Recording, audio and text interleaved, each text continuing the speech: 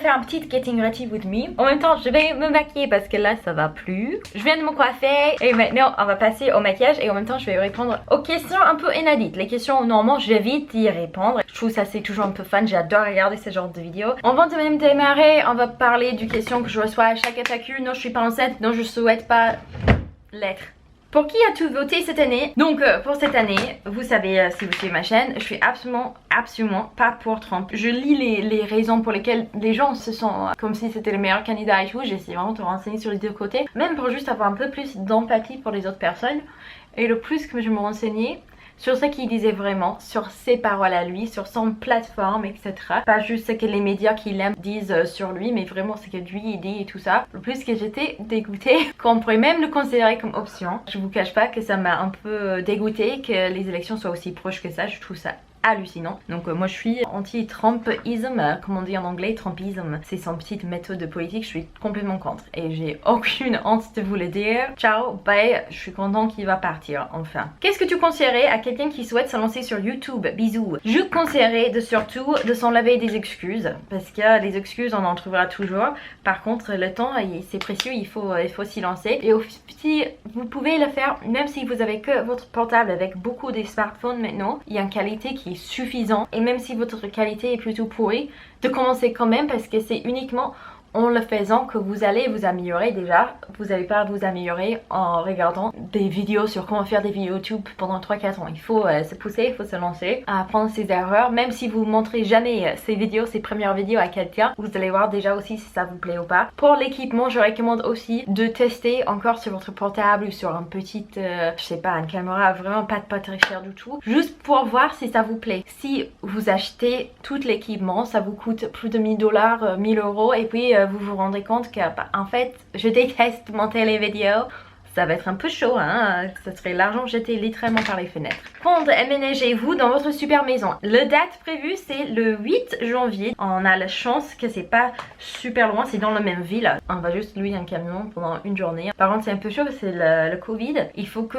on arrive à garder les enfants, bien les occuper. En même temps enlever les gros meubles qu'avec nous deux dans les escaliers, sans laisser les enfants. Je sais pas comment on va faire, j'espère on va quand même avoir l'aide de quelqu'un parce que vraiment faire ça toute seule pendant l'hiver ça va être chaud. Je sais pas si on pourrait le faire, si on est obligé on va le faire hein, mais ça va être chaud. Et j'ai l'impression aussi avec plusieurs commentaires que j'ai eu que c'est un peu plus facile de faire une rupture de contrat en France quand on achète une maison qu'ici au Canada. Je suis pas 100% sûre, hein, je suis pas bien renseignée sur le sujet, mais énormément de gens disaient ah mais faut pas célébrer avant d'être dedans parce que vous savez jamais ce qui peut arriver entre temps. Et quelque part c'est vrai, mais aussi au Canada si on signe le contrat, on a déjà signé le contrat, le propriétaire a déjà signé le contrat, ça serait dur pour lui de sortir de ce contrat maintenant. Je vais essayer de changer d'angle parce que là bon déjà un petit peu plus flatteur même si je suis presque aussi pâle que le commode. J'ai mis mon concealer ce matin, ce petit anti-cerne, en me disant ouais bon ça va être trop clair mais je vais bien estomper, on va faire avec, mais non, ma couleur naturelle est de retour. Ok guys, il y a un fille que je suis,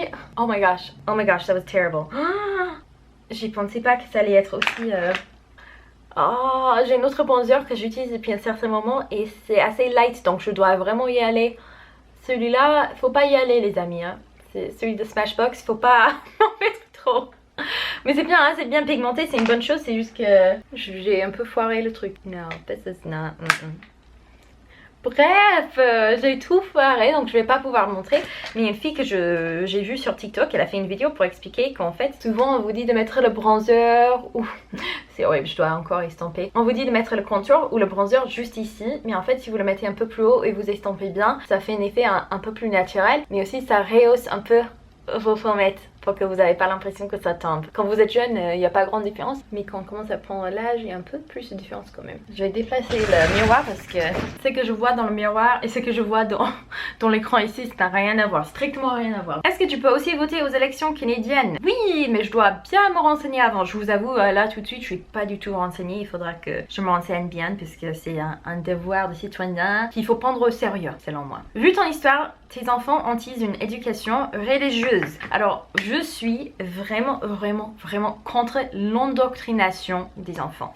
J'ai vérifié que ça c'est le même mot en français parce que si ça l'est pas, on aura un problème. Indoctrination en français. Endoctrinement. Oh, c'est des proches. Je suis contre l'endoctrinement des enfants. Donc, je suis pour, par contre, l'éducation des enfants. Et donc, pour moi, je veux rien forcer comme idée sur eux, surtout s'il n'y a pas des évidences. C'est-à-dire, s'ils viennent à cette conclusion par eux-mêmes, je veux leur aider à savoir poser des bonnes questions, leur aider à apprendre à raisonner, se poser des questions. Et si, en se posant leurs propres questions, ils arrivent à cette conclusion qu'il y a un Dieu ou pas, je serai heureuse pour eux dans les deux sens. C'est quelque chose où je veux qu'ils ne soient pas facilement pris par l'endoctrinement comme moi je l'étais. Ça me mettrait très mal à l'aise. Je veux que s'ils viennent à cette conclusion, c'est par la logique en fait, et pas parce que on leur avait fait répéter depuis l'enfance que c'était la vérité absolue, que c'était ça dans ça qu'il fallait croire, etc. En fait, il y a toute une chaîne où il y a justement une maman qui a eu une expérience plus ou moins la même que le mien, et c'est aussi une experte sur la petite enfance, et elle explique dans ses vidéos, qu'on soit religieux ou pas, comment aider ses enfants à quand même avoir des réflexions éthiques, comment les aider justement sans forcément avoir de base religieuse, à apprendre à réfléchir, à se poser des questions et tout ça. Donc c'est vachement intéressant comme sujet. Je suis pas experte là-dedans, je me renseigne parce que c'est important, très important à mes yeux. Il y avait aussi plusieurs personnes qui voulaient avoir plus d'informations sur la maison, les photos, etc. Alors pour les raisons de sécurité, je vais absolument pas vous montrer l'extérieur. On a un petit jardin qui est sympa. C'est pas un énorme jardin, mais c'est quand même bien quoi. Je sais pas comment expliquer ça. C'est pas un tout petit jardin, mais c'est pas un grand jardin non plus. Genre, si un jour on souhaite installer une piscine, il n'y a pas assez de place pour une piscine, mais on aura assez de place pour mettre peut-être un petit toboggan pour les enfants ou une trampoline, mais peut-être pas les deux. Vous voyez ça, je veux dire? Par contre, il y a une terrasse en bois magnifique pour faire les petites soirées entre amis, entre familles, etc. Et on a très hâte que le Covid se finisse pour qu'on puisse inviter notre famille de la France et des États-Unis pour que tout le monde puisse venir voir parce qu'on est quand même très fiers de cet petit endroit. J'attends avec impatience qu'on aura fait des valises, qu'on sera enfin dedans, ça va être trop cool. Mais je vais peut-être vous mettre quelques petites photos ici, pas grand chose, mais juste pour vous montrer, voilà, le déco n'est pas à notre goût, mais les rénovations c'est pas des trucs énormes, c'est une maison qui est très propre. Ça sent que le type il a super bien soigné sa maison. Bon, je dis le type, je sais que c'est un couple qui le vend, mais quand on est allé le voir, il y avait un type qui était en train de partir de la maison, donc on l'a vu vite fait. Justement, il nous a choisi nous plutôt que une autre offre où les personnes ils ont offert les dizaines de milliers de dollars plus que ce que nous on a offert, parce que justement ils étaient très sentimentaux par rapport à la maison. Ils voulaient que ça soit une famille qui allait aimer la maison et la soigner comme eux ils l'ont soignée, plutôt que passer la maison à un investisseur. Ils voulaient pas. Donc j'étais contente, c'était une super surprise pour nous, mais on était très étonnés. Let's see, another question. J'ai eu plusieurs questions sur ce qui fait mon chéri, sur les enfants, est-ce que je vais les montrer, etc. Et la réponse est que mes enfants et mon mari, tous les trois souhaitent que leur vie soit séparée du YouTube. Ils souhaitent ne pas apparaître dans mes vidéos. Parfois je vous dis des petites choses qui concernent moi en tant que maman ou moi en tant que femme, mais j'essaie au maximum d'éviter de vous montrer justement leur visage, d'éviter de vous parler d'une manière qui pourrait éventuellement les embarrasser ou leur porter du préjudice plus tard dans la vie. Je sais pas, je veux juste que pour eux ça peut être vraiment séparé. Et si un jour ils souhaitent venir sur ma chaîne, pour les enfants quand ils sont assez grands, pas tout de suite, là à ce moment-là, on reparlera. Par contre mon mari, si jamais il change son avis, il est bienvenu n'importe quel moment, mais pour le moment il est super mal à l'aise avec l'idée d'apparaître dans mes vidéos en live sur internet, etc. C'est dommage. Hey les amis, on continue par ici. Il y avait beaucoup de questions sur l'argent.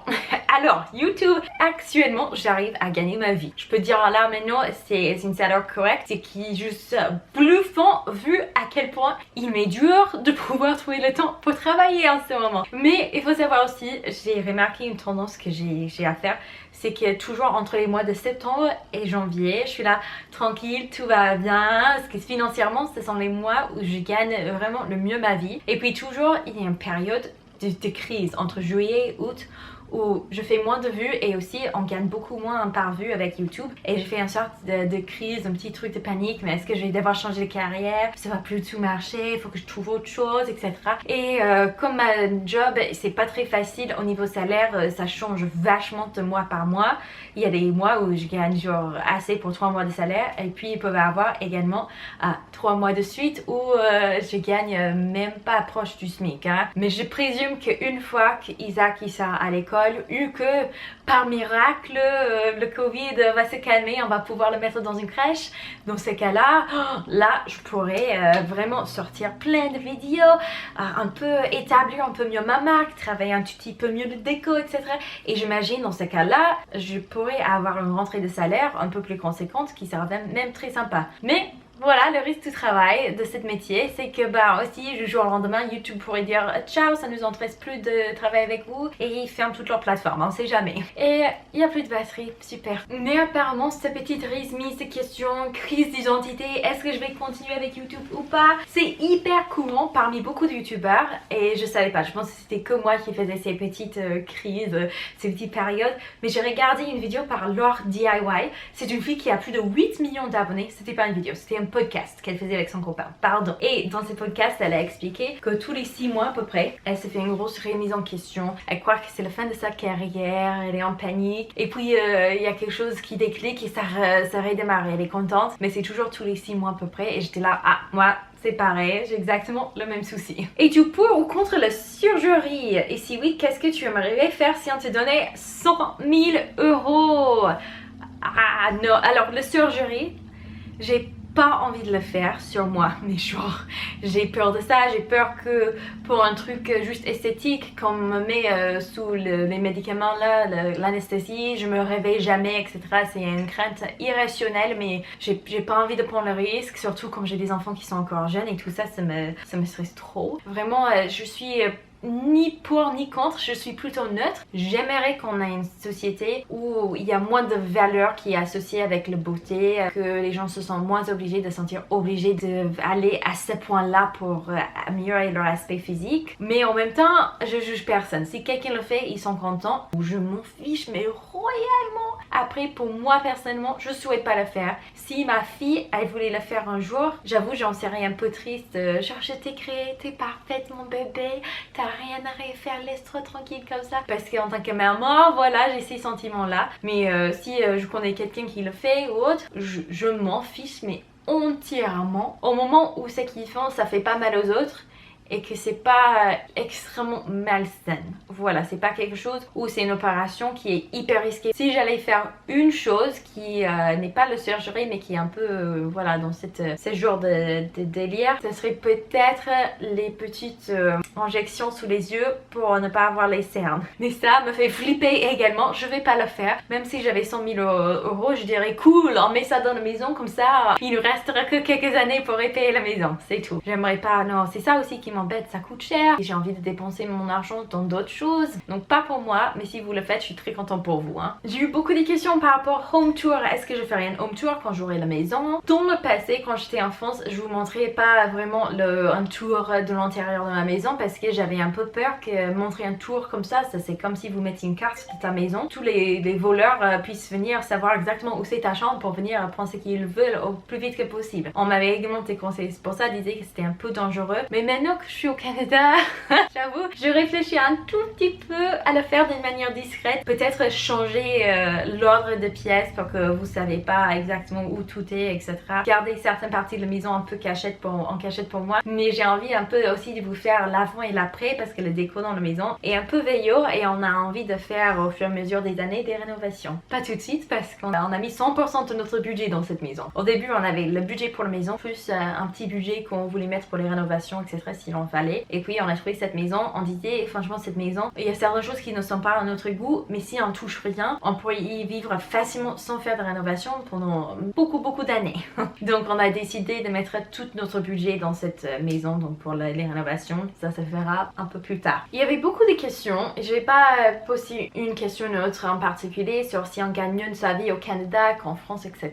Selon moi, la grande différence, c'est que en France, monter en salaire, c'est un peu plus compliqué. On peut monter, mais jusqu'à un point. Alors qu'au Canada, il est beaucoup plus facile si on fait des études, si on a de l'expérience dans un certain domaine, je trouve que c'est un peu plus facile de monter un peu plus rapidement. Par exemple, on regardait avec mon chéri et il y a certains métiers où en France on pourrait jamais même rêver d'avoir cette salaire. Donc par exemple pour les enseignants, ils commencent avec un salaire qui est plutôt bas ici. Il me semble que c'est toujours mieux que ce que les enseignants ils ont en France. Mais à la fin de carrière, selon leur éducation, selon leur diplôme et tout ça, ils peuvent gagner plus d'une centaine de milliers de dollars par année en fin de carrière. C'est pas au début, c'est si on a monté un grade, si on était sage, si on était des bons enseignants, etc. Voilà, c'est pas donné, mais c'est juste la progression qui est possible et très impressionnante. Alors qu'en France, je trouvais que c'était espérer gagner 100 000 dollars par année en tant qu'enseignant, c'est pas possible. Alors mon chéri, il est pas du tout enseignant, mais c'était juste un exemple parce que je connais un peu les salaires, je m'étais renseignée, j'ai oh merde, allez, si YouTube ça fonctionne plus, je me relance dans l'enseignement.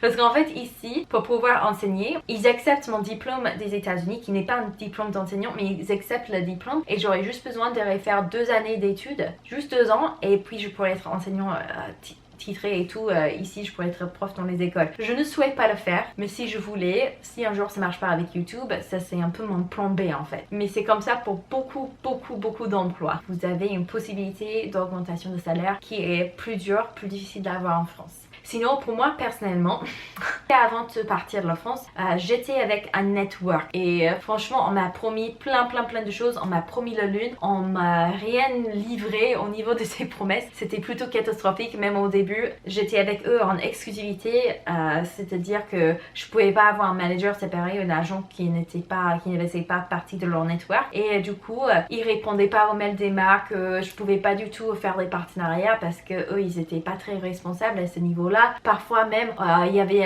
une des personnes qui travaillait pour eux qui m'avait dit ouais mais pour vrai dire t'es en exclusivité avec nous mais tu peux aussi faire ça un peu derrière notre dos parce que franchement ce que tu vas être payé c'est tellement petit que nous ça nous fait perdre de temps pour rien. J'étais là ah ouais merci. Donc si vous avez moins qu'1 million d'abonnés, ne vous inscrivez pas avec les networks, pas du tout. Traditionnellement ils vont aussi prendre une portion de votre AdSense et dans le 99% des cas ils vont rien vous rendre en retour, donc ne le faites pas. Donc moi on m'avait dit c'est dans mon contrat qu'il prendra rien de mon AdSense, rien du tout. Mais quand j'ai quitté le network, du jour au lendemain, j'ai gagné 2 fois plus d'argent avec mes vues que d'habitude. Et ça c'est tenu pour tous les mois jusqu'à maintenant en septembre, octobre, novembre. Je gagne 3 fois plus que ce que j'ai gagné quand j'étais avec le network. Donc non, on prend rien de ton AdSense. Ouais c'est ça. Ouais c'est ça. Je suis pas contente du tout. Je suis très contente que ça s'est amélioré, mais j'ai perdu des années dans un network en croyant qu'ils étaient bienveillants et même si bon,